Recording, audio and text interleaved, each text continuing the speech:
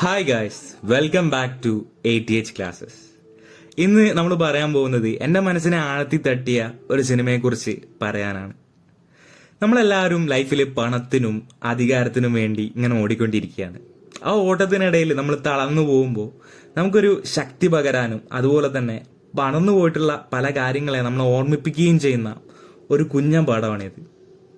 ലൈഫിൽ വൻ ശോകം വൈബി നിൽക്കുമ്പോൾ ഒരു ചെറിയ സ്പാർക്ക് ഉള്ളിൽ കത്തിക്കുന്ന കുട്ടിക്കാലത്തിന്റെ നിഷ്കളങ്കത നമ്മളിലേക്ക് തിരിച്ചു കൊണ്ടുവരുന്ന ഒരു പാഠം.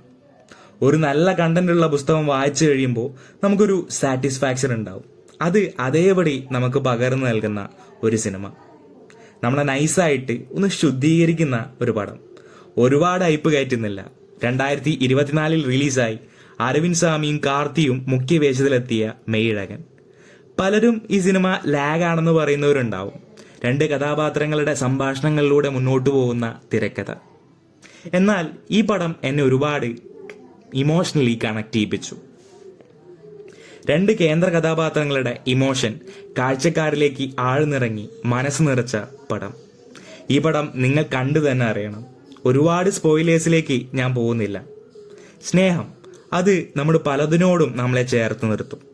ഒരു വീടിനോടുള്ള, ഒരു ഗ്രാമത്തിനോടുള്ള, ഒരു സൈക്കിളിനോടുള്ള അടുപ്പം. പൊതുവേ എനിക്ക് ഈ അറ്റാച്ച്മെന്റ് തീരെ ഇഷ്ടമല്ല. കാരണം എനിക്ക് ഈ അറ്റാച്ച്മെന്റിനെ പേടിയാണ്.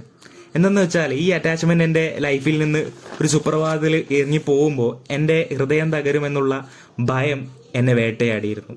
പൊതുവെ ബന്ധങ്ങളിൽ നിന്ന് ഒഴിഞ്ഞു മാറി നടക്കുന്ന എന്നെ ബന്ധങ്ങളുടെ വിലയും ശക്തിയും എന്താണെന്ന് മനസ്സിലാക്കി തന്ന പടം.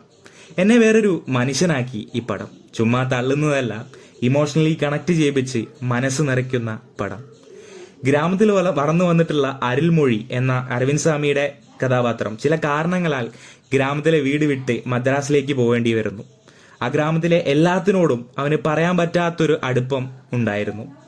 ഒരുപാട് കാലമായി അവിടേക്ക് അരുൾമൊഴി പോയിട്ട്. അരുൾമൊഴി താൻ ഗ്രാമത്തിൽ പോയാൽ, തൻ്റെ ഗ്രാമത്തിലേക്ക് പോയി കഴിഞ്ഞാൽ തൻ്റെ ഉള്ളിലുള്ള വികാരം അണപൊട്ടി ഒഴുകുമെന്നുള്ള ഭയം അവനിലുണ്ടായിരുന്നു. നഗരജീവിതം അരുൾമൊഴിയെ ഒരുപാട് മാറ്റിയിട്ടുണ്ട്. എന്നാലും ആ നിഷ്കളങ്കത ഇപ്പോഴും അവൻ്റെ ഉള്ളിലുണ്ട്. തൻ്റെ ചിറ്റപ്പൻ്റെ മകളോട് അരുൾമൊഴിക്ക് ഒരു നല്ല ആത്മബന്ധം ഉണ്ടായിരുന്നു. അവൾ നേരിട്ട് വന്ന് വിവാഹത്തിന് ക്ഷണിച്ചു അരുൾമൊഴിയെ. ഗ്രാമത്തിലേക്ക് വരാനും പറഞ്ഞു. പക്ഷേ അങ്ങനെ മനസ്സില്ലാ മനസ്സോടെ ഇത് വന്ന് വിളിച്ചതുകൊണ്ട് അങ്ങോട്ട് പോകേണ്ടി വരുന്നു അരുൾമൊഴി. അവിടെ നടക്കുന്ന കാര്യങ്ങൾ, അതാണ് ഈ പടത്തിൻ്റെ ഇതിവൃത്തം. ഞാൻ ഒരുപാട് വിവരിക്കുന്നില്ല, കാരണം അത് നിങ്ങളുടെ ആസ്വാദനത്തെ ബാധിക്കും. ഒരു കല്യാണ പരിപാടി വെച്ച് ബന്ധുവെന്ന് പറഞ്ഞ് കാർത്തി കടന്നു വരുന്നു. അവൻ ആരാണെന്ന് തിരിച്ചറിയാനുള്ള അരുൾമൊഴിയുടെ യാത്ര അത് കാഴ്ചക്കാരിലേക്കും ആഴ്ന്നിറങ്ങുന്നു. സ്നേഹം പലതരത്തിലുണ്ട്. അത് കമിതാക്കൾ തമ്മിലുള്ളത് മാത്രമല്ല, രണ്ട് സുഹൃത്തുക്കൾ തമ്മിലുള്ള അടുപ്പം കൂടിയാവുന്നു. കാർത്തിയും അരവിന്ദ് സ്വാമിയും തമ്മിലുള്ള സംഭാഷണങ്ങൾ ഇമോഷണലി കണക്ട് ആവുന്നുണ്ട് പടത്തിൽ. നമ്മൾ പൊതിച്ച തേങ്ങ നമ്മൾ പൊട്ടിക്കുമ്പോൾ ആദ്യം ഒരു കൊട്ട് കൊട്ടും. അങ്ങനെ മെല്ലനെ രണ്ട് കൊട്ട് കൊട്ടുമ്പോൾ തേങ്ങ രണ്ടായിട്ട് വളരുകയും തേങ്ങാവെള്ളം പുറത്തേക്ക് പോവുകയും ചെയ്യുന്നു. അതുപോലെ തന്നെ നമ്മുടെ അരുൾമൊഴിയുടെ മനസ്സ് ഒരു തേങ്ങയായിട്ട് സങ്കല്പിക്കുക.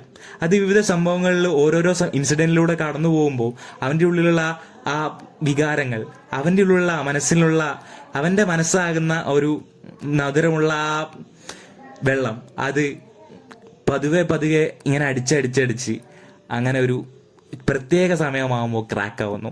അത് നമ്മുടെ നമ്മുടെ കാഴ്ചക്കാരിലേക്കും അത് വളരെയധികം ആഴ്ന്നിറങ്ങുന്നുണ്ട്.